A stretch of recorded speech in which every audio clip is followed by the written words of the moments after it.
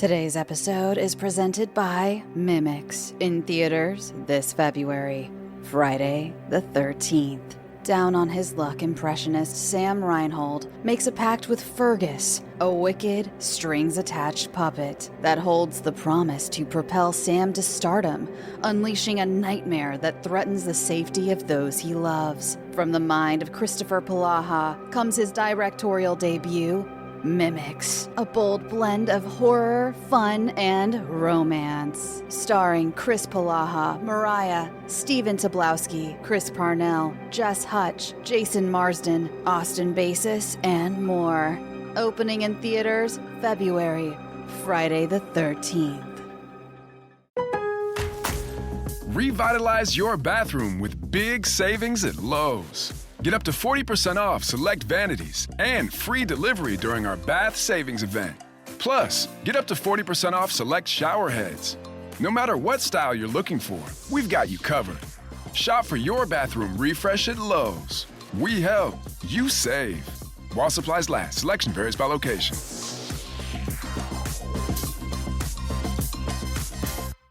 Return to Silent Hill is in theaters now. Based on the iconic Silent Hill 2, step into the fog and experience the nightmare. You did it, didn't you, Jimmy? You woke him up. Face your fears as you return to Silent Hill. In theaters nationwide. Find theaters and showtimes at tickets.returntosilenthill.com.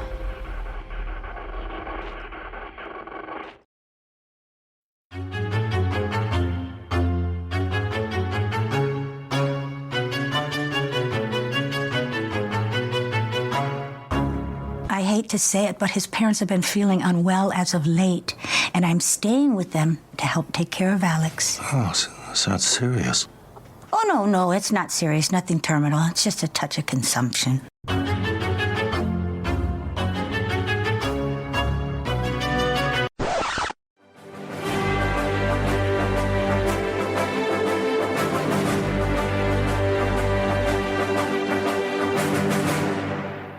Welcome back to Horror Queers. We're celebrating 2025 horror films, and I'm Joe. And I'm Trace, and yes, welcome to the 2025 Hereditaries, everyone, where you are in charge of who wins. Yeah, so folks, if you don't know how the Hereditaries work, so this is the awards that we created well back in the day. This is our 6th year doing this, but originally we put this together because we were really fucking annoyed that Toni Collette did not get nominated for much of anything for her performance in Hereditary. And we decided, well, we should open this to the public, right? So we encourage our patrons to vote throughout the year to provide us with a list of nominees in over 20 different categories, and then you and I, Trace, curate it down so that we've got a short list. Yeah. And then everybody, so not just our patrons, but regular Bloody readers as well as average horror fans get to vote, and then you and I do our best to guess what we think will win and should win, and then we release this episode and people go, oh, I didn't know that you did that. I wish I had have known. But it's okay. Just remember for next year, pay attention to our socials. Join the Patreon. That is true. Yes. Yeah. So we always do this in December for a couple of weeks, and it's always a bit of a surprise. So I'm excited to see how this fares. I have a feeling a couple of titles are going to pull off a lot of wins.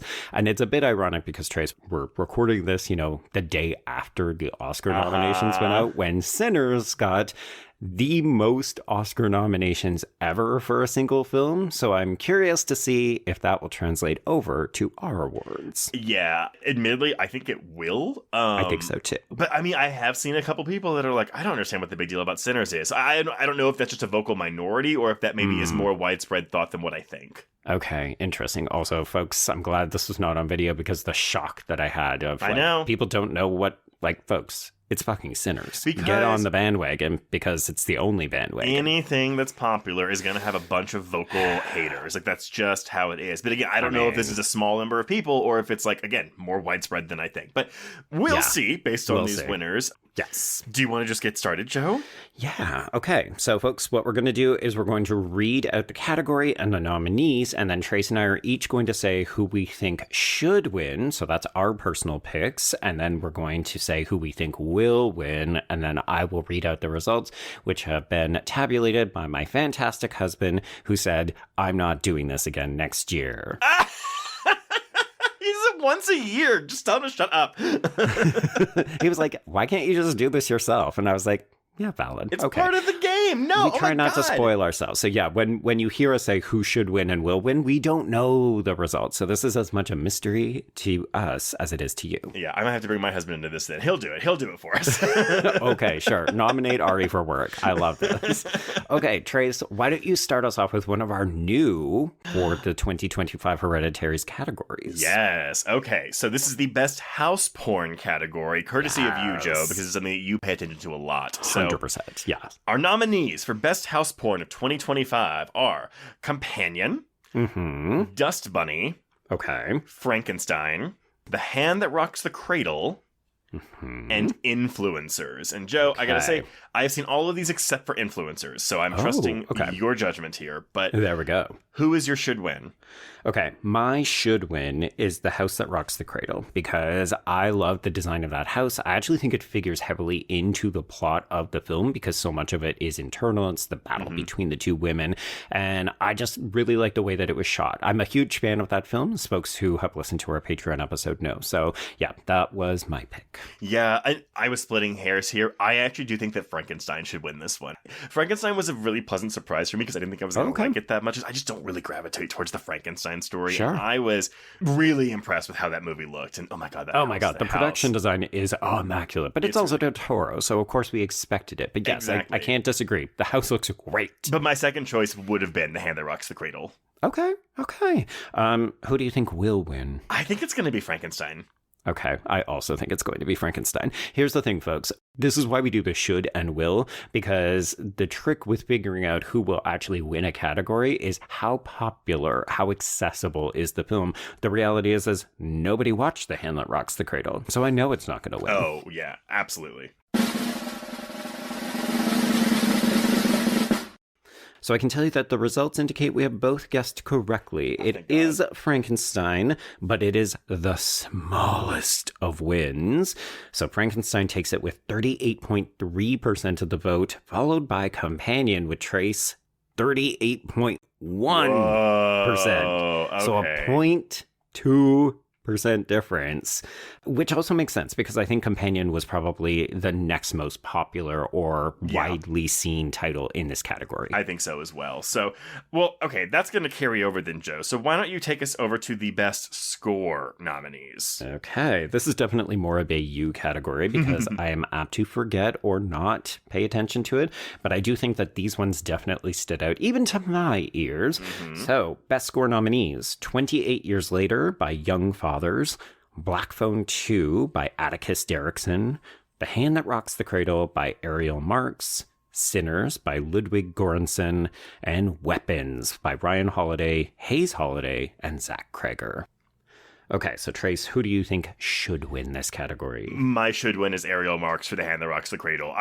Mine too. All of these scores are really, really good, but I really remember that one. 100%, yeah. I know it won't win. I think that Sinners is going to win this one for Ludwig Göransson. Okay, I had the exact same, and I fully agree with you. I need people to be checking out Ariel Marks because we have heard multiple scores, and they're all bangers. Really good. Yeah, I'm really, really into whatever she's putting out. 100%. Okay, let me tell you the results. We are correct. It is definitely Sinners, and I mean, if this is any indication of what's to come... Yeah. We're in for some steam rolling. Ludwig Göransson takes it with 77.4% of the fucking vote. Boy, yeah, that was a landslide, huh? The next one is Weapons with 9.5%. Oh, wow. Holy shit. Jesus God. I actually expected 28 Years Later to be the second choice, but okay. Here's the thing. I think that these are all really, really strong contenders because I didn't like Black Phone 2. Like, folks, I kind of actively hated that film if you listen to our Patreon episode, but that's a good score as well. Like, these are good scores. So I think in some ways this is everybody just really, really likes Sinners. Yeah. Okay, next up. All right, we have Best Makeup and Effects. So, our nominees, we have Beast of War by Formation Effects. We have Frankenstein, done by Mike Hill. Together, done by Framestore, Rise, and Basilic Fly Studio. The Ugly Stepsister by Thomas Foldberg. And VHS Halloween, the Fun Size segment by Kaliko, Bedwell Young, Stansberry, Centauri, and Russell. So, that one was really hard to source, so I apologize if I didn't get it right as to who the FX studio is. It's hard when it's an anthology. Right. So one of those names did Fun Size, basically. No, I think they all did it, but I think they may have done other segments as well, or maybe there were other contributors. So it's a hodgepodge. Well, so Joe, who is your should win for this one? Okay, so my should win and will win is The Ugly Stepsister by Thomas Foldberg, because I think this is one that people they've really latched onto. And of course, we should note the Academy agrees because The Ugly Stepsister just got nominated for Best Hair and Makeup. Yeah, I'm the same. I thought I put should win and will win The Ugly Stepsister, and I would bet it will take home that Oscar too, since that's what The Substance took home last year. It'll be interesting to see. I will say that my runner-up to this would have been Frankenstein, and looking at the results, that is the 1-2. So The Ugly Stepsister takes it with 39.7% of the vote, and then Frankenstein comes in with 33.9%. Interesting. And see, I probably would have gone with VHS Halloween. I've talked about how much I like that. Again, it is the most consistent VHS entry with not a lot of great entries, but there's also not really any bad entries. They're all good or really good. So okay. Yeah. Okay. Well, Joe, we are tied 3-3 for this. So. Shit.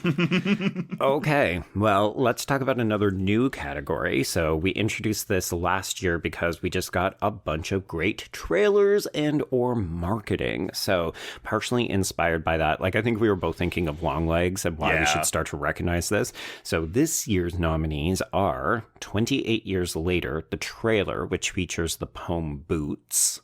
We've got the trailer for Drop, where everyone is a suspect. The Final Destination's Bloodline Sad Eric teaser, which I hated until I saw the movie and then realized it was fucking genius. The Monkey and its tagline, Everybody Dies. And that's messed up. And then finally, the Weapons trailer, which features all of the flashing letters spelling out weapons at the end. Okay, so who do you think should win for this? My should and will win for this is the 28 Years Later trailer with the Boots poem.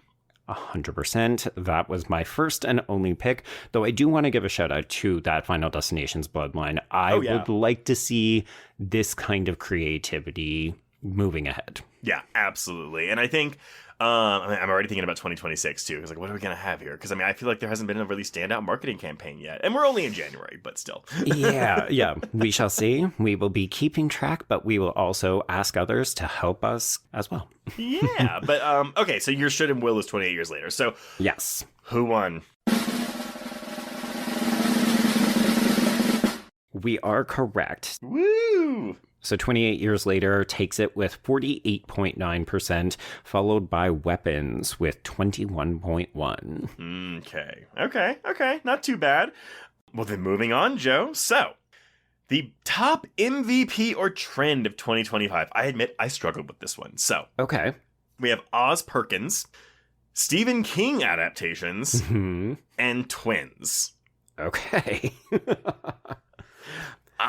Who's your should and will win for this? Okay, so I feel like this one's actually really, really obvious because Mr. King, he has not had a year quite this good in quite some time. So I'm going to say should win and will win the Stephen King adaptations. I did the exact same thing. I was just kind of like, okay, I guess. I mean, I guess I didn't think any of his adaptations were like that well received this year outside of The Long Walk, but right. Yeah, sure. Let's go with Stephen King adaptation. Should and will. Let's go with that. Okay.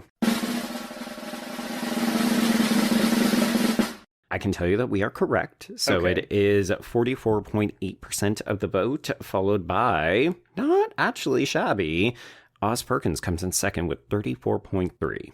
Okay, and that's actually something, considering that like his keeper wasn't particularly well received. Yeah, I think this is probably a lot of goodwill carrying over from Longlegs, and then the monkey. The monkey was a good time for a lot of folks. Yeah, absolutely. Absolutely. Well, okay. Your favorite win, Joe. Stephen King. Always and forever. Okay, so we're going to move into our directing section of the Hereditaries, and we'll talk about first feature. So this is the feature directorial debut from different folks, and our nominees include Drew Hancock for Companion, Brian Fuller for Dust Bunny, Ben Leonberg for Good Boy, Michael Shanks for Together, and Emily Blitchfeld for The Ugly Stepsister. Okay, so I think that Emily Blitchfeld should win for The Ugly Stepsister, but I think Ben Leonberg might win for Good Boy. Oh, you think the goodwill for the year's best doggo is going to take this, huh? I think, but this was a hard choice because I think also it could go to Emily Blitchfeld, but I just feel like the dog might win. So that's my risk here, my gamble. Okay. I mean, here's the thing. Indy the dog has technically been recognized for best performance, so you would be forgiven for thinking that. I do believe that it's going to be Blitchfield because people love The Ugly Stepsister, and honestly, it's a great debut. Like, what a fantastic fucking calling card. So I put should win, will win, and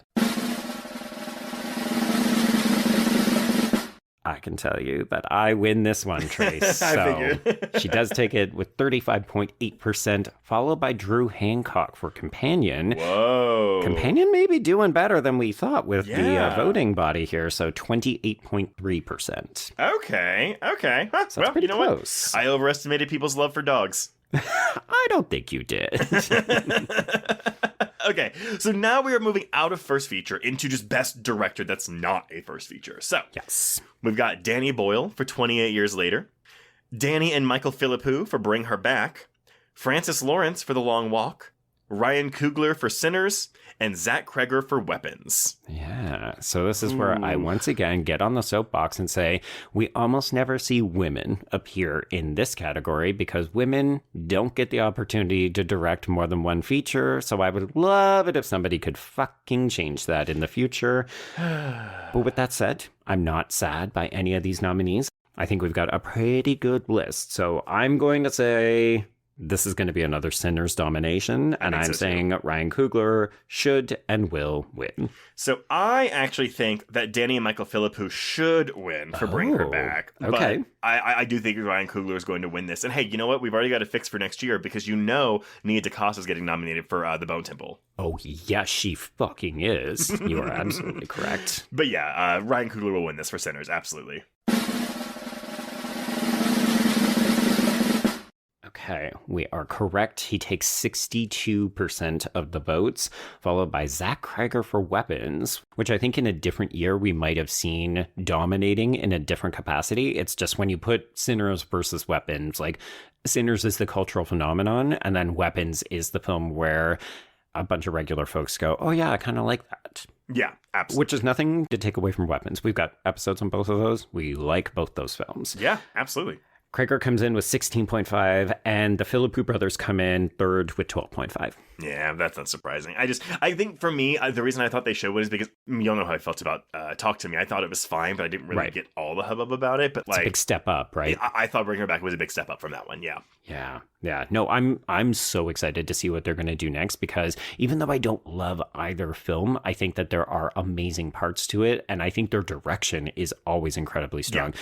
Folks, I think we will see a win for Bring Her Back in another category in a couple of moments. Mm-hmm. But first, we need to get to acting, Trace. So we're going to start it off with Best Lead Performance. We are gender neutral on the podcast. So we've got theys and thems and she's and hers and he's and hims all mixed in together. And your nominees include Megan Fahey for Drop, David Johnson for The Long Walk, Michael B. Jordan for Sinners, Cassandra Nod for Influencers, and Sophie Thatcher for Companion. So I went should win is David Johnson for The Long Walk. Okay. This was a little bit tough for me because I liked all these performances, but I wasn't like, oh, which one is the best of the year? Uh-huh. But I do think Michael B. Jordan will win for Sinners. Okay. Yeah, I'm not going to lie. We're about to do Best Supporting Performance, and I found that one was a fucking Sophie's Choice, where I could not pick a winner. These, I think, are all great. Like, they're all really taking on the mother load in terms of responsibility for making sure that their individual titles work. But in my mind, this wasn't the best year for like a single, like, if anything, I think when we get to ensemble, that's actually a better showcase for a lot of folks. Agreed. I do agree with you, though, that Michael B. Jordan is going to win. My personal preference was Megan Fahey for Drop, just because I've loved my girl forever. I think she has done a bunch of great things on the margins. This was her first opportunity to really headline a film, and it's almost entirely hers. And I think that she knocks it out of the park. Okay. But we are correct. It is Michael B. Jordan for Sinners, 55.7%, followed by your pick, David Johnson for The Long Walk at 19.5%, and then Sophie Thatcher for Companion, 17%. Look at Companion. All right. People saw Companion, which is impressive because that was a January film from last year. And so people were still remembering it when they were voting in December, which I think that film might stand the test of time. That's a good sign, yeah. All right, now we're in for Best Supporting Performance, and I agree. This one was really hard. Okay, so we've got Ralph Fiennes for 28 Years Later, Jacob Elordi for Frankenstein, Brandon Flynn for The Parenting. That's my pick in there, by the way. Oh, okay. Haley Steinfeld for Sinners, Wunmi Mosaku for Sinners, Austin Abrams for Weapons, and Amy Madigan for Weapons. Yeah, so folks, one of the things that we normally do for the Hereditaries is we limit a particular film to a single nomination per category. I literally could not do that this year. Like, I know. These nominees were so fucking strong that they had to make the shortlist. Yeah. So Joe, who is your should win? Okay, so my should win was Jacob Elordi for Frankenstein because I'm a little softer on that film compared to other people. I liked it a lot, but it didn't catch me in quite the same way. But I thought that Elordi's performance, this is one of those I didn't think he had it in him kind of performances. Yeah. He really blew me away. No, he is my should win as well. He probably one of the best portrayals of the creature that I've seen in a Frankenstein property. He really connected to the human side of this creature, and I really, really liked his performance. And I agree, didn't know if he had this in him, because, I mean, what do we know Elordi from? Euphoria?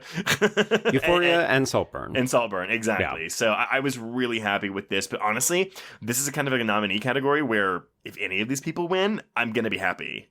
Yeah, like I don't want people to say, how are you picking Elordi out of all these other people? Folks, I did not want to pick a single person out of this list. Yeah. I said, shower all of these performances and others. Like, I wanted to also nominate Jack O'Connell for Sinners, basically just the entire cast of Sinners. Yeah. But it was like, you had to pick one. That was the dilemma. But Trace, who do you think will win? I think it's going to be Amy Madigan. Okay, I also think it's going to be Amy Madigan for Weapons. And we are correct. It is Amy Madigan with 43.7. Second place, showing the power of not just Sinners, but also this fucking woman who has so long been overdue for recognition, Wunmi Mosaku.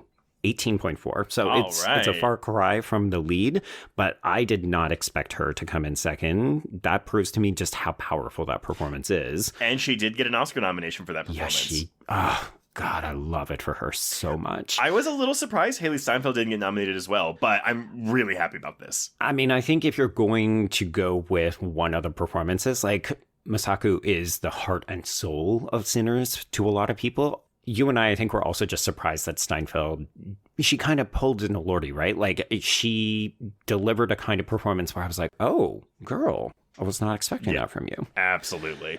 Yes, Elordi does come in third, by the way, with Frankenstein for 14.8%. Okay. Well, I mean, y'all, fingers crossed, either Mosaku or Madigan win this Oscar on Oscar night, but We'll see. We shall see, yes. I love that the Academy really came out for horror this year. My fear is that they're going to say the nomination is your win, and we're going to go for more conventional, more safe, more white nominees. Yeah. Mm-hmm. Yeah.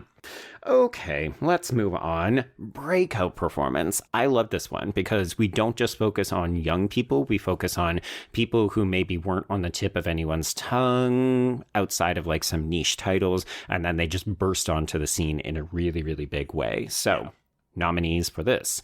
Alfie Williams for 28 Years Later, Billy Barrett for Bring Her Back, Sophie Sloane for Dust Bunny, Miles Caton for Sinners, and Leah Myron for The Ugly Stepsister.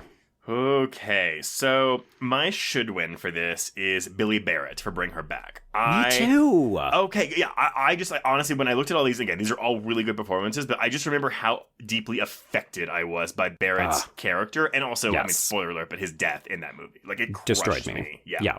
Yeah. No, I fully agree. I'm super excited by where his career is going to go. I also agree with you. I think this is another one of these, oh yeah, all of these people, so exciting. Can't wait to see what comes next for them. Yeah. What do you think is going to win?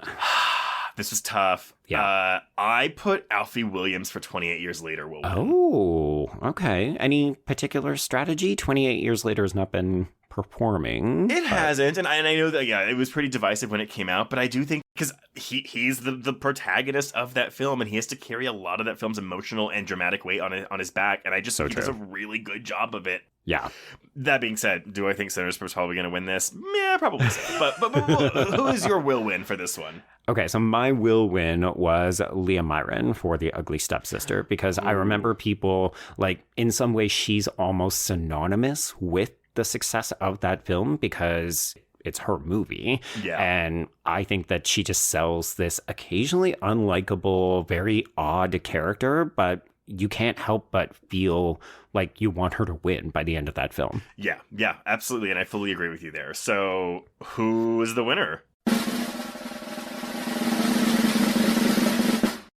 Right that it is Sinners. Sinners continues its win. Do you like how I bait and switched you there? I know. So it is Miles Caton with 44% of the vote, followed by Billy Barrett for Bring Her Back with 21.2, and then Alfie Williams with 16. Okay, so yeah, we both lose that one. There we go. Well, I mean, do we lose if we get these kinds of performances, Trace? That's correct. We do not. Okay, tell me about the next category. Okay, so we've got Best Duo. Yeah. And this is a fun one, I think. Yeah. Because in some ways you capture a different style of performance. Like, if you didn't want to vote for one person, you might be able to get them here. Yeah, absolutely. So we've got Olivia Holt and Mason Gooding for Heart Eyes. Impeccable chemistry between these two, I think. So good. Cooper Hoffman and David Johnson for The Long Walk. Mm-hmm. Theo James and Theo James in The Monkey. Michael B. Jordan and Michael B. Jordan in Sinners. Right. And then Alison Brie and Dave Franco in Together. Okay. So, Joe, who is your should win? Okay, I'm not going to lie. All of these categories from basically like the acting and on, I did struggle with a little bit. This one felt like a bit more of an obvious pick. I went with Olivia Holt and Mason Gooding for Hard Eyes because even though when we talked about that film on Patreon, we didn't love all of the components, we felt like it was an uneven balance between the rom-com and the slasher. Mm-hmm. Their chemistry carried that entire film for me. They were so lovely. I wanted to see them interact to the point where I actually wish it would stop being a slasher film so I could just watch them be in a romantic comedy. Yeah, absolutely. And it does not hurt that they are gorgeous. I almost picked them. So I went for my should win is Cooper Hoffman and David Johnson for The Long Walk. Okay. Because you went the queer option. I did go the queer option, but also just, I mean, again, I go based on how I feel by the end of the character's run, I guess I will say. Okay. And so I just, again, out of all these characters, I just really, really felt for them by the end of The Long Walk. Marginally more so than the others, but yeah, that's my should win. But I guess who is your will win, Joe? Okay, my will win is I do think Cooper Hoffman and David Johnson are going to take this because I don't think that there were a ton of opportunities for people to recognize The Long Walk because there were just other nominees that were going to rise to the top. But that movie, the people who saw it They all really liked it, and I do think that it rests on the chemistry between those two. Interesting. I'm going predictable. I think it's going to be Michael B. Jordan and Michael B. Jordan for Sinners. Okay. I can tell you that you are correct. All right. So double your Michael B. Jordan. I mean, maybe it's just like, well, speaking of people who are beautiful together, if you just double up Michael B. Jordan. Sinners takes it with 34%, but Cooper Hoffman and David Johnson, they were close, 29.9%. Okay. So, Joe, we are now tied 9-9 apiece. Oh, and never forget last year, folks, I definitely won. And then Trace won, I think, the year before. So it's always bragging rights. All right, our next category is Best Ensemble, and this is very fun because you get to think of how the entire cast interacts and works as a cohesive whole. So we've got Final Destination Bloodlines, The Long Walk, The Parenting, Sinners, and Weapons. So my should win for this is finally my chance to recognize The Parenting. I do think The Parenting should win Best Ensemble because, well, the movie is like a solid 3.5 star film. I have shown it to so many people this year. Oh, yeah. This cat, I mean, this is a perfect ensemble for me, and I really hope we get a sequel, even though I'm sure we won't. But yeah, and folks, we're gonna show our cards here. There were probably a couple of times where you said, what the fuck is that movie? Or what the fuck is that movie doing in here? And this is where Trace do assume a little bit of extra authorial control over the nominees. Oh, yeah. We curate it by adding things we like. Yeah. And so The Parenting is in here because you and I both watched this. It's not like the greatest movie ever, but you and I had such a good time with that. And that cast is doing the most. If you've ever wanted to see Brian Cox having a ridiculous amount of fun, it's just a really, really good time. So if you have not checked out The Parenting, I believe we have an episode on it as well, right? It's a minisode, I think. Yeah, it's worth your time. It's just a totally under-the-radar pick. At the very least, you will walk out of that movie marveling at the comedic talents of Brandon Flynn. Yes. Oh, my God. He's so delightful. Yeah, but who is your should win for this, Joe? I also put The Parenting. Oh!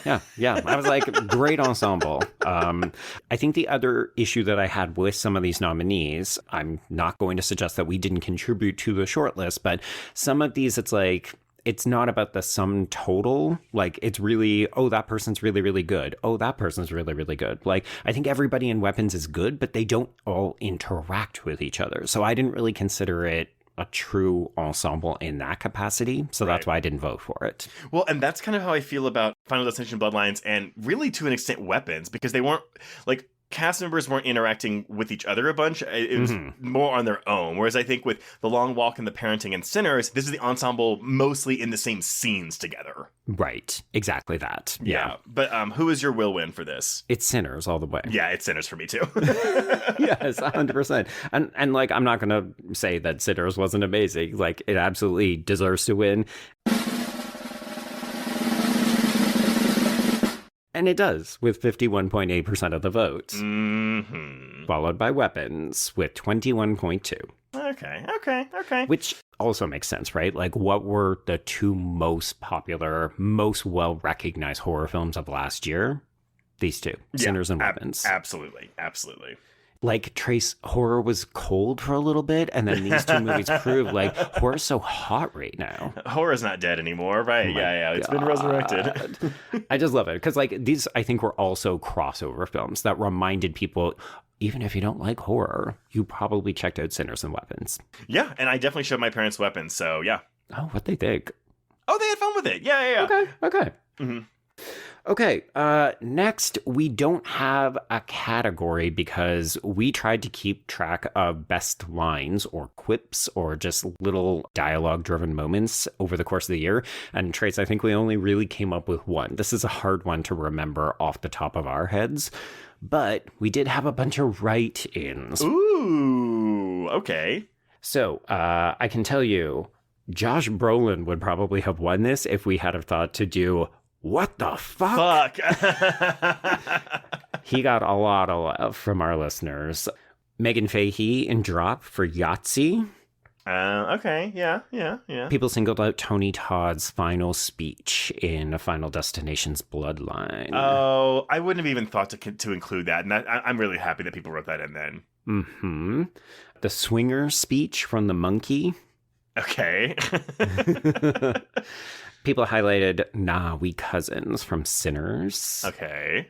Yes. Amy Madigan's speech at the table where she basically threatens that little boy. I will say, like, that to me, like, because I've seen people being like, oh, like, why are we nominating Amy Madigan for an Oscar? Was it really that memorable of a performance? And to me, yes. that scene, like, that is her Oscar moment. Yes, absolutely. Emma Stone's monologue where she reveals she's an alien in Begonia. That is funny. Delroy Lindo's partially improvised car speech in Sinners. Also, happy Oscar nomination for Delroy Lindo. Honestly, the biggest surprise for me and the most welcome. Like, Delroy Lindo getting his first nomination. Oh, yeah. Good for him, man. It's awesome. So good. Yeah. Honestly, I think if we had have ended up picking, it would have been Josh Brolin. What the fuck? It's turning up all the time here. Mm-hmm. Okay, well, I like that as a writing category, honestly. I mean, we'll try to get better about remembering lines for next year, but I think the writing method works, because that's good. It gave us some good diversity. Yeah, I think so. Yeah. I think so.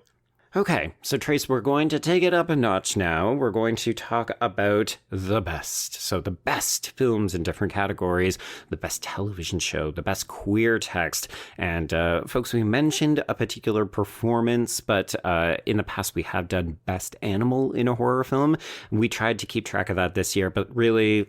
yeah. It was always just going to be one, so we will give a special award to Indy the dog for Good Boy. Yes, absolutely. I confess, I still haven't seen Good Boy. I still haven't seen it either. I know. I really want to, but it just fell through the cracks. But yay, Indy the dog. Happy that this happens. There we go. Okay, so Trace, tell me about our nominees for Best Horror TV Show. Okay, so horror TV, looking pretty good last year. So... we've got Alien Earth Season 1 on Disney FX. That's so weird to think about that. I know, right? The Creep Tape Season 2 on Shudder. It Welcome to Derry Season 1 on HBO. Stranger Things Season 5 on Netflix. Squid Game Season 3 on Netflix. The Last of Us Season 2 on HBO. So, Joe, who is your should win for this? Okay, this is tough because they're very, very different titles. And with TV, like, you get so much more time. So it can, start really strong and very badly and so on. But for me, this was a bit of an easy pick. I went with Alien Earth Season 1 because, in part, you and I spent so much time unpacking that on the Requel tier on Patreon. So we had some really, really great conversations. I understand. People didn't always love that finale. They thought maybe some of the writing was a little bit messy. The reason that show worked so well for me is because it was a little messy and complicated, but it was also just really thoroughly adult. I liked what it was doing. Yeah, I've seen all of these except for Stranger Things Season 5. Right. Alien Earth is my should win as well. Okay. Even as someone who, again, really liked The Last of Us Season 2 and Squid Game Season 3, but both were pretty divisive seasons for each of their respective shows, so... yeah, people didn't love the end of Squid Game Season 3. I think The Last of Us, I would have felt more strongly, but I remembered when I was thinking back on it, because folks, we also covered that on the Requel, we felt like it was half a season. I feel like when Season 3 comes out, we're going to have a better appreciation of Season 2. Yeah, I am so excited for Season 3. Oh my God. I know it's coming. And I have a hint, and that is all. But, okay, who is your will win for this, Joe? This one seemed pretty obvious because of the popularity and also the accessibility on HBO Max. So yeah, I gave it to Welcome to Derry Season 1. Interesting. I did the popular pick too, but I went with Stranger Things Season 5. Oh, interesting. I did consider that, but I figured because it was so late in the season and people might not have voted for it because episodes had only just kind of dropped around Christmas and New Year's. So I was like, oh, people might say, I don't know what the season is like because it hasn't really finished yet. That is true, but I'm just thinking about, because like theaters were sold out, like, it is full. Wild. So yeah, but either way, I maybe you're right on this one. So okay, who wins this one, Joe? I am right. It Welcome to Derry with 42.7% of the vote. People love them some fucking Pennywise. Jesus Christ. Followed by Alien Earth with 26%. Good. Okay, cool. Yeah. Happy to be wrong in this case then. There we go. Okay, next up is Best Queer Horror Film. Noticeably, always one of the lowest voter turnouts when we do the Hereditaries. I can tell you that this is about 50 to 75 fewer votes than every other category. So, folks, just going to gently remind you, it's a queer horror podcast. Let's try to get out there and support some of these watch more queer horror films. With that said, some of these are smaller titles. So, your nominees include Companion, Free Waka, which is an Irish film that is available on Shudder, The Hand That Rocks the Cradle, Influencers, The Long Walk, The Parenting, and Went Up the Hill, which is a New Zealand film. Yeah, so I have not seen Went Up the Hill or Influencers or Free Waka, so I'm three shy on this one. Okay. So of the ones that you have seen, what was your should win? Of The Parenting. Okay. That makes sense. Also, I really liked the queer story at this. Like, I mean, you know, I thought it was really cute. It is. It's super adorable. But who's your should win? Okay, my should win. I'm going to take this opportunity to highlight Went Up the Hill because I really liked it. So the lead actor, speaking of Stranger Things, is Dacre Montgomery. He also had a bit part in Better Watch Out. So this is a movie where he goes home for his mother's funeral and wake, and he ends up spending time in her giant palatial house with her girlfriend, and he is oddly queer-coded, but it's partially because his mom begins to possess both of their bodies respectively. Oh, I like this. You know, Dr. Montgomery, I think I first saw him in that Power Rangers reboot where he played the Red Ranger, but he was in, if you watch Gus Van Sant's new film, Dead Man's Wire, he's the man with the wire on him. Oh, okay. Well, I'm really happy to see that he's still getting a bunch of work because I actually do quite like him. Yeah. He's great. It was actually only after the fact that I realized, I should have put him in for Best Leading Performance. The problem is that nobody knows that this movie exists and no one has seen it. Like, we are going to cover it one day because I liked it that much. Yeah, no, I mean, I remember getting the emails for this again. It fell through the cracks for me. So, But, okay, who do you think will win this? Okay, so I put The Long Walk because, as I said, I think people who know the book by Richard Bachman, aka Tabitha, they know that it had a long, kind of winding road to get adapted, and people felt like it came together exceptionally well. So I think because of David Johnson's performance, the humanity he brings to that queer character, how it feels like a love story, even though it's not, I think people were going to go for this. My only time I picked Companion. I did pick Companion for this, just because I was like, out of all of these, which one did the most people see? And it was I was torn between Companion and Long Walk. I wasn't really sure, but I went with Companion. Okay, yeah, and you know what? We should actually take an opportunity just because we did get a little bit of criticism on our episode on Companion where people felt like we were being unfair to Harvey Guillen for saying that his relationship with Lucas Gage. I can understand why people might have taken it in a way that we didn't intend, but I think ultimately at the end of the day, their relationship is also the heart of that movie. And the fact that it's the queer relationship that is honest and beautiful and just really, really nice was one of my big takeaways with Companion. Yeah, I'm right there with you. So, okay, so then who did win this? So it appears that you are correct because Companion takes this with 43.4% of the vote, followed by The Long Walk with 23.9%. All right, so we're tied again, 11-11. Oh, shit. Here we go. I feel bad taking this next one from you, Joe, but I'm going to do it anyway. So you know what? I want to hear you try it. Our next new category is the Tabitha. You know what? It is funny. I didn't match the cadence. It is funny to hear it. Yeah. This is the best Stephen King text of the year. And so, our nominees are... This is all of them, by the way. Yeah, this is all of them. The Institute Season 1, which this did get renewed, I think. So we are getting Season 2. That's wild. It, Welcome to Derry Season 1. The Life of Chuck. The Long Walk. The Monkey. And The Running Man. And Joe... Mr. Stephen King hater, who is your should win? How dare you? I have should win, will win for The Long Walk. I have should win, The Long Walk, will win, It's Welcome to Derry Season 1. Oh, interesting. Okay. Well, I'm going to tell you that I take the lead. Ah, fuck! It is The Long Walk with 35.8%, followed by It, Welcome to Derry with 29.9%. Oh, god fucking damn it. Shit. Here's the thing. I think it could have gone very easily the other way. I just went for the quality. Yeah, no, for sure. I'm going off of, like, what do I think most people watch? And I will say, there were a number of folks who I think were very surprised that we didn't cover It, Welcome to Derry on the requel tier. It's really mostly just that we didn't know what Muschietti was going to deliver, and we didn't want to take the risk that we were just going to be bashing a show for, like, 8 episodes. Yeah. But since it seems very obvious that we're going to get a second season, we may reevaluate moving forward. Yeah. We'll see. I mean, I thought it was fine. It wasn't my favorite thing. We're also looking for, like, things that we can have some really good conversation with. And I think at the end of the day, the show is just a little straightforward. Yeah. And that, again, to your point, like, I don't want to sit there and be bitching about Madeline Stowe's character for a whole episode when... Oh my God, so underused. The show clearly has a lot of fans. And again, I don't dislike the show. I just think it's fine. It's fine. Yeah. Okay, let's go international with some possibly non-English text. So in the past, we have strictly excluded foreign films that are in English. This year, we opened it up a little bit. So international and or non-English films. So we've got Best Wishes to All, which is in Japanese from Japan. We've got Chainsaws Were Singing, which is in Estonian from Estonia. Cloud, which is Japanese from Japan. Dead Talent Society, which is in Mandarin from Taiwan.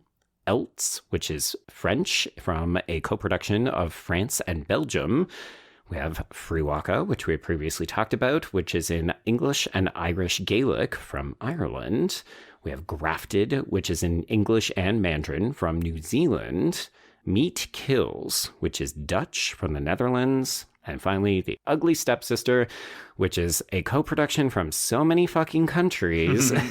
But we do get to hear Norwegian, Polish, Danish, and Swedish in the film. Yes. And I think, Joe, between the two of us, we have seen all of these except for Cloud and Meat Kills. Yes, yeah. I actually don't think I've seen as many as you. And folks, peek behind the curtain. I gently chastised Trace for not having... I think you only knew like 1 or 2 of these, and then you literally went out and watched a bunch of these, so I am the fucking asshole here. No. I think I had seen 3, but I went out and I watched 2, so I won't take all the credit for this. But I will say, even though I balked and I was like, I don't have time for this shit. But they're good movies. It was a good decision, because so the 2 that I watched, after that, I watched Grafted, which I did quite like. It's a substance-like, and that's about it, but it's still really good and fun. Sure. And then Best Wishes to All, which I had not heard of and wasn't on my radar at all. And so I'm going to say my should win for this. I had a tie between Dead Talent Society. Yes. Which, y'all, if you haven't seen Dead Talent Society, it's on Netflix, but it is like one of the most charming, like, supernatural ghost horror comedies you'll ever see. If you're like, the world is beating you down and you just need a pick-me-up, Dead Talent Society is the gem of the fucking year. Yeah, I want to show it to so many people. Yes. But my tie with that was with Best Wishes to All, which I was so surprised by. It's like an adult Goosebumps episode where this med student goes to visit her grandparents and something is not right with the grandparents. Right. The allegory is really obvious. It's like very unsubtle about it, but it's so weird, dark, and unpredictable that I didn't care. I really liked Best Wishes to All, and this is on Shudder. Okay. Yeah, folks, if you're not familiar with any of these titles, the other thing that we like to use the Hereditaries for is to try to encourage folks to add to their watch list. Like, hey, why did this get a nomination? Maybe I should go and check it out. So we do find that this is the other category that typically gets quite a bit lower voter responses.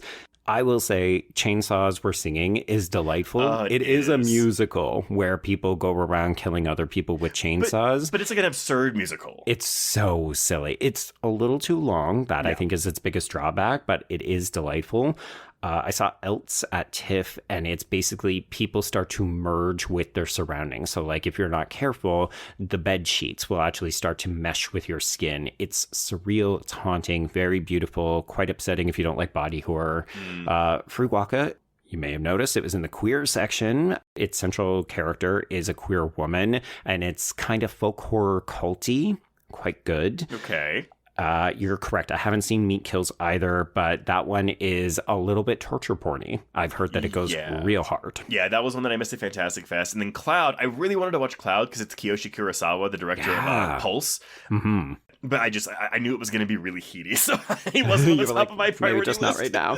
Yeah, I want to check out the other ones that got nominated that I haven't had the opportunity, but I was excited because initially I thought like, oh God, we've only got a couple titles here. And then listeners really came through for us. Yeah, absolutely. This is where we really lean on y'all sometimes. Yeah. Okay. So I also picked Dead Talent Society for my should win because that honestly just everybody needs to watch that movie. It's so good. So fucking good. It's so good.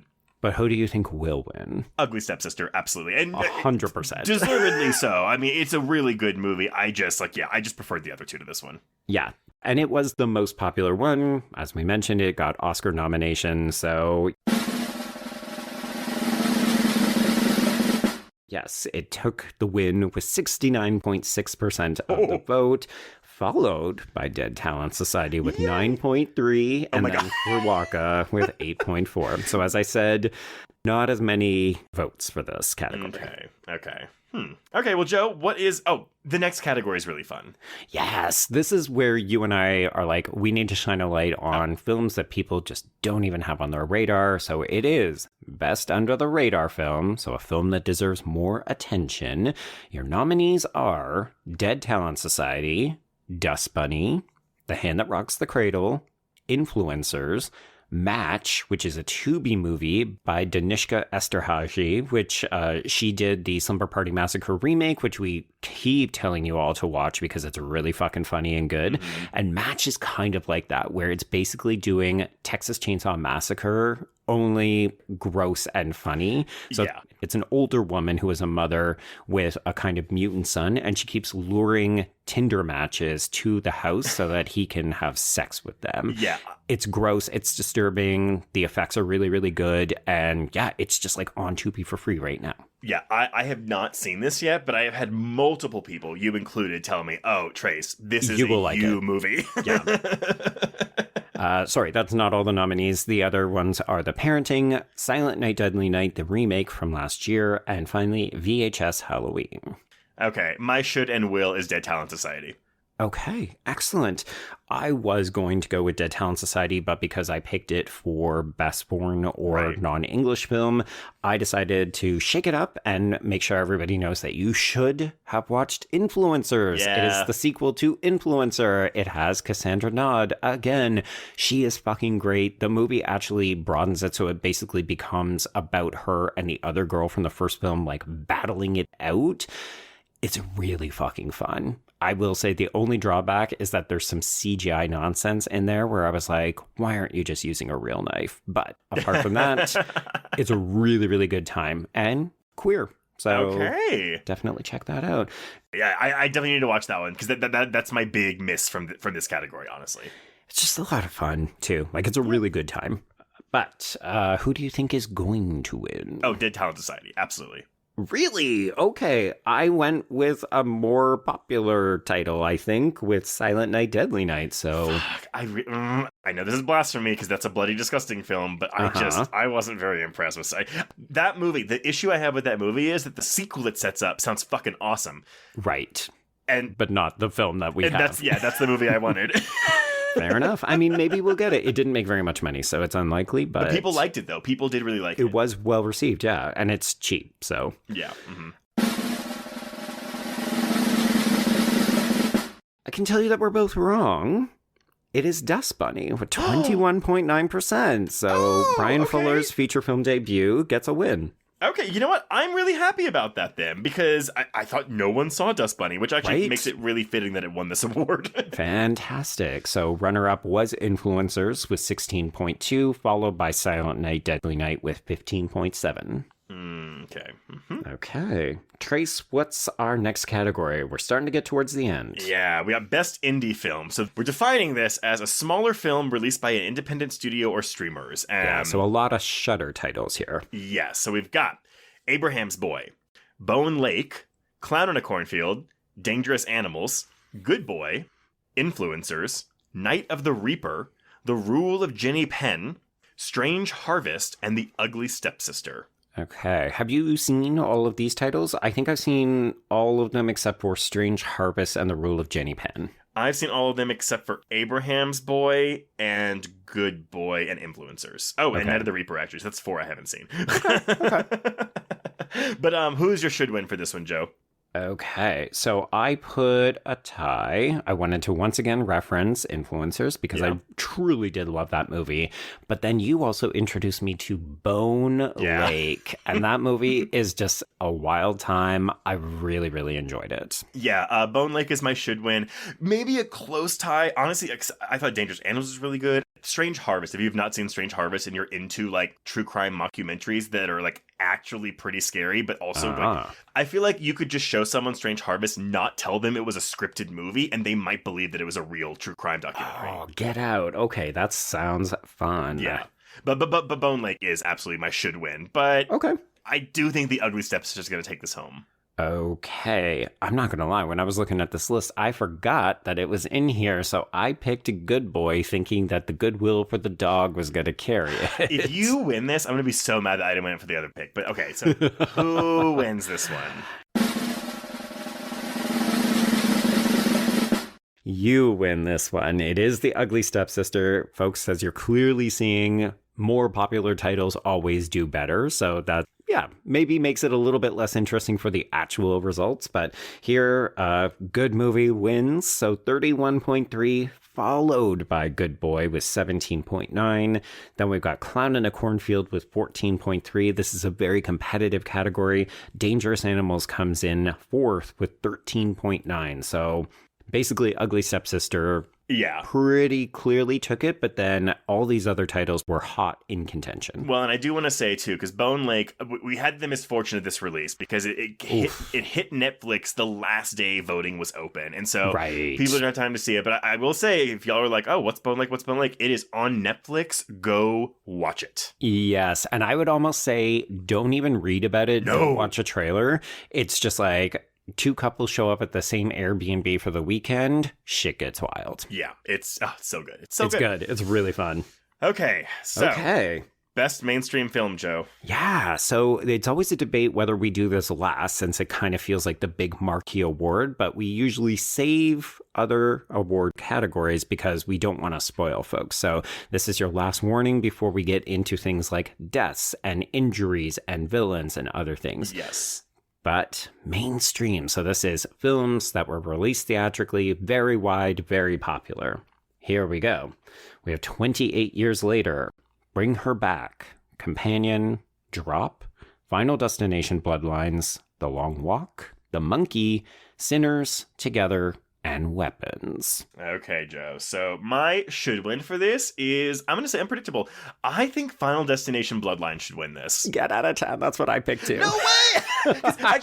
Here's the thing. I even rated it lower. Like it's a 3.5 star film compared to like the 4s that I gave Weapons, Together, The Monkey, Sinners. Yeah. But like, I don't know. There's just something about like what... It's so fucking good. It's just... Yeah.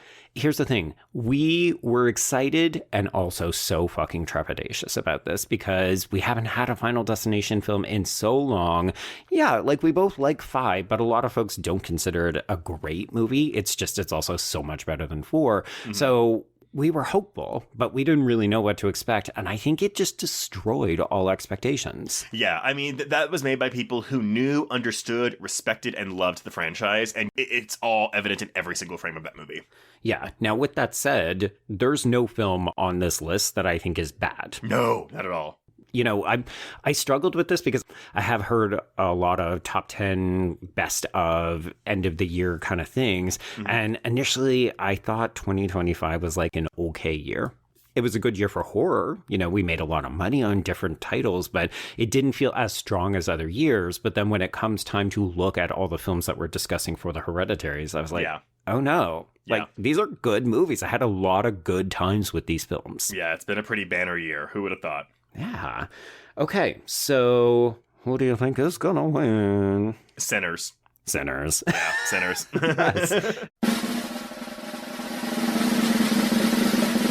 And we are correct. It is Sinners with 51.7% of the vote. Oh my God. Now the question is, who do you think comes in second? Oh, Weapons. Weapons with 20% of the vote. Who do you think comes in third? This is a trickier one. Yeah, I'm going to say The Long Walk. Interesting. I would have thought that as well.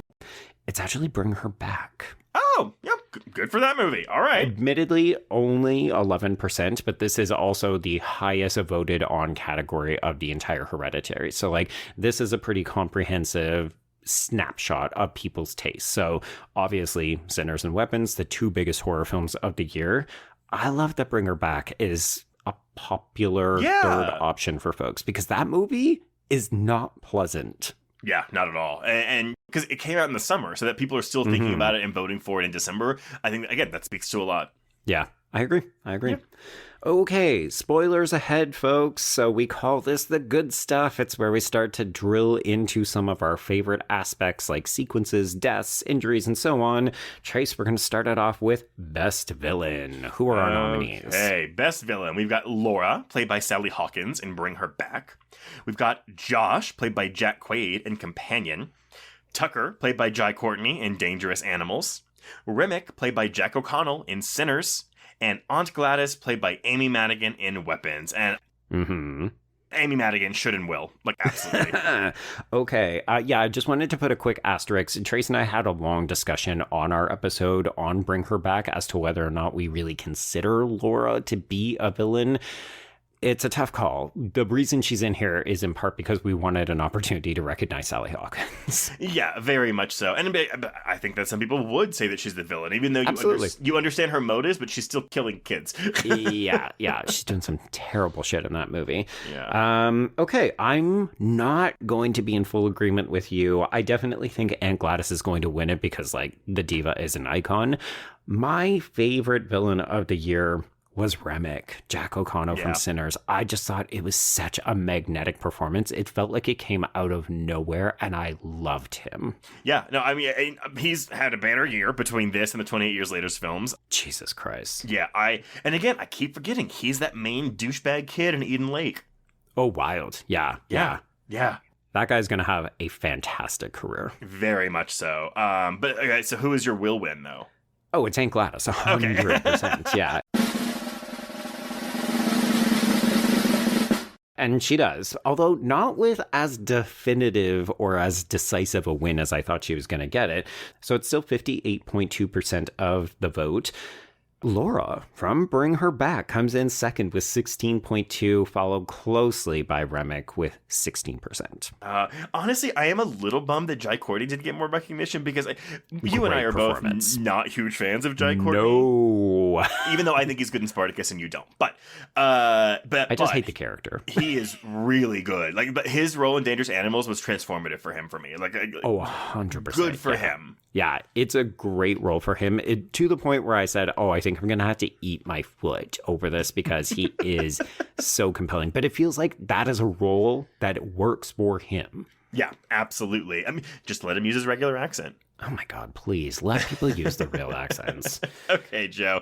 So, Best Sequence, Joe. What are the nominees? Yes, I love this one. This is probably my favorite and maybe one of the hardest categories to narrow down. I think you and I at one point had about 12 different options on this list, and we tried to get it down to 5. So your nominees are The Moonlight Alpha Chase from 28 Years Later, Aunt Ida's Kitchen Snafu in The Monkey, the reveal that Eric survived the tattoo shop in Final Destination Bloodlines, Piercing the Veil from Sinners, and Attracted Down the Hall in Together. Trace, who do you think should win this category? I think Attracted Down the Hall for Together should win this award. I mean, all of these are great sequences. I don't think there's a loser in the bunch, but I just really love the way this was shot. I'm going to say choreographed because that's what they're doing here in this. It's like modern dance, isn't it? Yeah, it's like an interpretive dance with two people. And the rolling, I mean, it really, we haven't shown a lot of love to Together throughout this recording, but I did really, really like Together. I did too, yeah. It's one of those films where I feel like people slept on it a little bit, and I think that people need to rectify that because it is a really good time, and I think there's some weird shit happening. Like, I had a really good time in our conversation on Patreon on Together because we got to go a bit deeper than I expected. Yeah, I think it was probably overshadowed a little bit by that, the lawsuit drama that was happening, which, whatever. But I mean, it still made $30 million at the box office. I mean, it's not terrible, but yeah. And also just to see like an actual married couple in a horror movie, a body horror movie like this, I thought was really fun. Yeah. Very fun. It's a good time. That sequence is great. I agree with you. It was not my pick, however. I did, well, actually, maybe we should just talk about which one do you think will win? Whoa, no. Who is your should win? Who is your should win? My should win and will win is Piercing the Veil from Sinners. I got to see an early showing of this. It was a packed audience in the IMAX, and the temperature in the auditorium rose after this sequence. This is when, if you don't like this sequence, you need to walk the fuck out because Sinners is not a movie for you. This, honestly, felt euphoric. I felt like I had done drugs, touched God. It was everything for me. Yeah, I think this is going to win too. Now I get why you said that. But yes, this is definitely going to win. And again, it's a fantastic sequence. It is absolutely fantastic. Okay, so you agree? You think it's going to take it? I agree. I think you're really pretty. Oh, thank you so much. It's Mean Girls. But do you think I need to lose 3 pounds? It's Sinners, right? It is Sinners with 64.2% of the vote. Like, this is higher than Aunt Gladys. Oh, that's what I'm saying. God. Like, that's how important this sequence is to Sinners, and Sinners is to people voting. The next one is, shockingly, the Eric reveal from Final Destination Bloodlines, albeit with only 12.1% of the vote, followed by one I would have thought would do a little bit better, the Moonlight Alpha Chase, which was also a very strong contender for me. Yeah. 11.3%. Yeah. Really good. I honestly thought the kitchen snafu from the monkey would have done more too, because that was... Yeah. But maybe it's too close to Final Destination. Maybe. Yeah.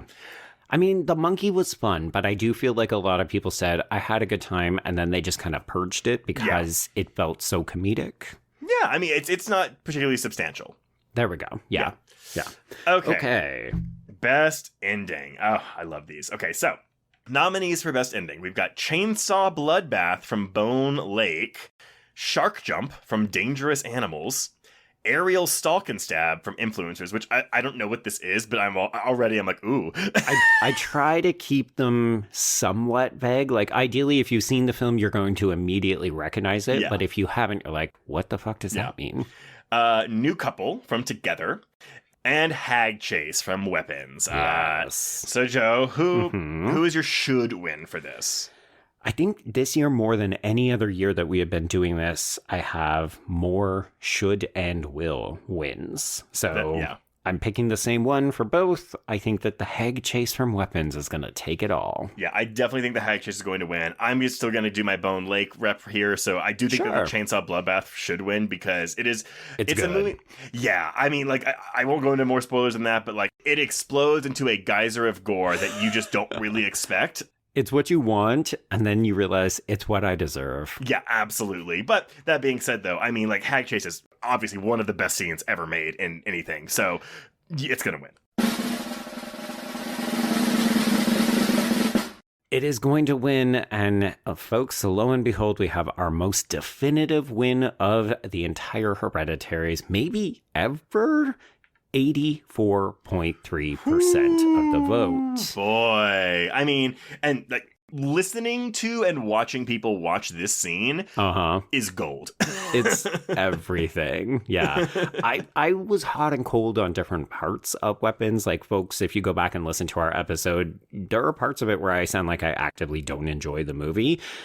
This scene, what a way to end the fucking film. It is just, it's everything that you want from that movie. I've watched it twice more since I saw it in theaters. And I honestly think... Do you like it more? Yeah, I mean, I think I was higher on it than you in that episode. But yeah, It's a thing where it does kind of work better for me on a rewatch. Once you have all the pieces already and you know where it's going, then you can just watch the movie and like how it's constructed. And yeah, I don't know. It's a very fun movie. It's a very fun movie. Yeah.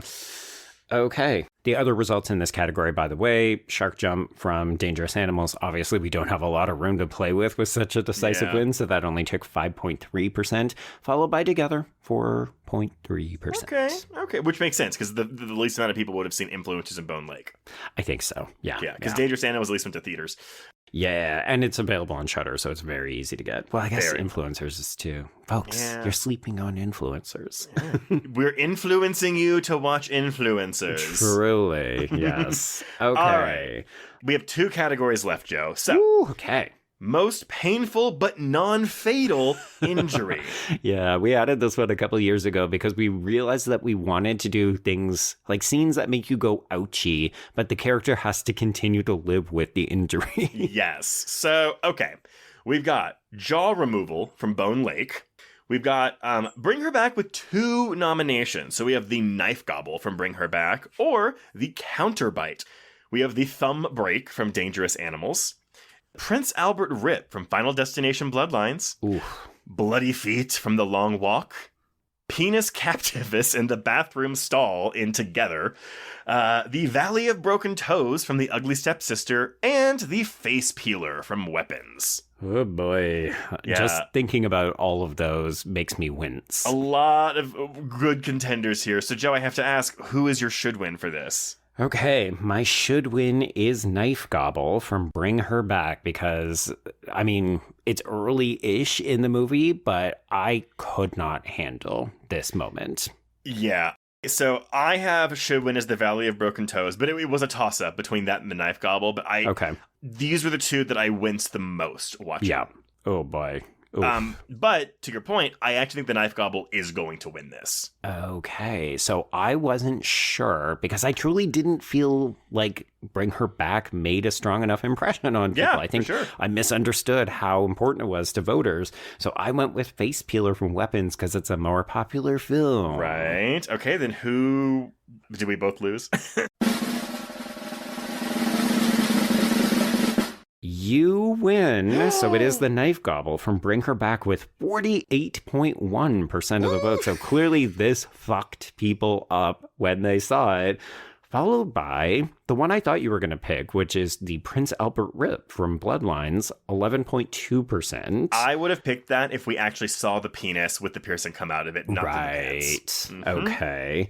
We did have the second Bring Her Back entry, take number 3 with 10.8, followed by the Ugly Stepsister with 10.4. To me, it's just the toes hanging off when she doesn't make it through the entire.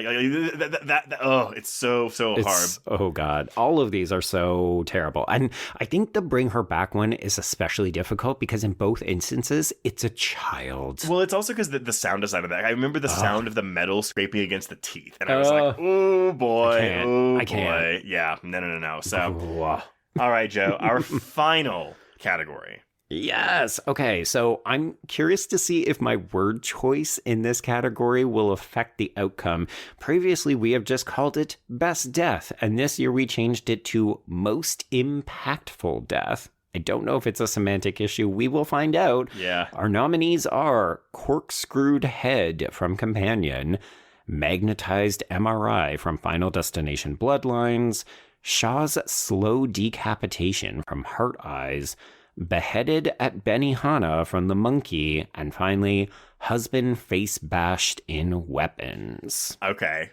So I have it. My should and will win are the same. So okay. I'm going to ask you then, who is your should win? Unless they're both the same too. They are not. Okay. I went with should win for Magnetized MRI because I just think it's such a fucking fun way to murder someone in a horror movie. Like, you knew what was coming and it's still satisfied and it's great, but I don't think it's going to win. So what do you think will win? It's got to be Weapons with the husband face bash. So yeah, my should and will win was for that, but albeit not for the reasons you may think, because that scene, I went with your word choice here. There's semantics, most impactful death. Yes. I think that death scene was talked about the most, at least among our listeners, because there were a lot of people that thought it was a very, I'm going to say, homophobic death scene. Especially coming after the hot dog where they're all eating the 7 hot dogs and people thought, oh, they're gay, they like hot dogs, which, by the way, apparently everyone is a reference to a previous Whitest Kids You Know sketch, not an actual gay reference. So I think, though, because that was talked about so much for being controversial, right? That's why I picked it for most impactful. Well, I think it's also the most impactful. I mean, you could argue literally within the film, because we just have to see so much fucking head trauma from that husband in this scene. But I think it also sets the gold standard of what's to come, right? Like, we understand what will happen if Gladys manages to get your hair on her fucking little stick, because the damage is significant. Very much so. And yeah, I mean, it feels very mean in a movie that is leaning on comedy, but there's not really much funny about that death scene. Yeah. Now, I can tell you that we are correct. So it is the husband face bash with 43.4% of the vote. But the second place is closer than I would have expected. It is magnetized MRI from Final Destinations with 39.7. Oh, okay. Not too bad. Well, Joe, I have to tell you, this was a very close race between us in this in our contest. But you took it, didn't you? I won by 1 point. We are looking at 18 for me and 17 for you. Damn it. Okay. You know what? We're just going to keep trading the title. I do think that this is probably the year we have both done the best in terms of what the will wins are. And maybe it helps because one of them's a big Oscar contender this year. Yeah. I mean, last year was a little bit different as well because basically the substance just railroaded every single category it was in as well. Yeah. But it was like one title dominated, whereas this year it truly felt like we had one that dominated and then a couple of other ones that were really picking up steam. Absolutely. But overall, I mean, a banner year for horror, which truly. I was right there with you where I was like, 2025 wasn't that great. I mean, it was good, but it wasn't great. And then I look at this list and I'm like, oh, right. Yeah. It's pretty good. Part of the reason why we do it, right? To remind ourselves, oh no, we are blessed with a quantity of great horror films. Exactly. And you know what? It's a good year for horror, and may 2026 be just as good. I mean, we're off to a great start, folks. Yeah, absolutely. I mean, we have so many genre films, and not bad ones, coming out in January already. This is true. But yeah, folks, if you want to help us to narrow down that list each year, we do encourage you to join the Patreon. Also because, you get stuff like 450 hours of bonus content, but nearly every single one of these big titles that you heard us talk about, we have episodes on. So you can hear our thoughts if you wanted to hear us discuss Bring Her Back, Together, Weapon, Sinners, like even some of those smaller titles, we have a lot of episodes on them. Yeah, absolutely. I mean, it's basically an entirely different podcast, but the same. Wow, way to sell it, Trace. We have two podcasts. We do. We have two different podcasts. I will say, because our Patreon's a bit more off the cuff, because we do a lot of research for our main feed episodes, whereas our Patreon, it's more like, hey, we just saw this movie, let's talk about it. And so there's a bit more of I wasn't going to say conversational, because all of our episodes are conversational, but a bit more informal atmosphere around those Patreon episodes. There we go. Yes. Yeah. Yeah. But yeah, Joe, I mean, any final thoughts about this year in horror? Good year. Looking forward to 2026. Folks, I think we have more horror coming out in 2026 than we have in the last couple. So I think we're going to have another embarrassment of riches by the end of the year. So just, stick around. Yeah, let's get excited. All right, everyone. Well, yeah, let us know your thoughts on these winners. Any snubs or surprises that you thought came out of this? But until next time, we can cross out the 2025 Hereditaries. Indeed, and cross out horror queers.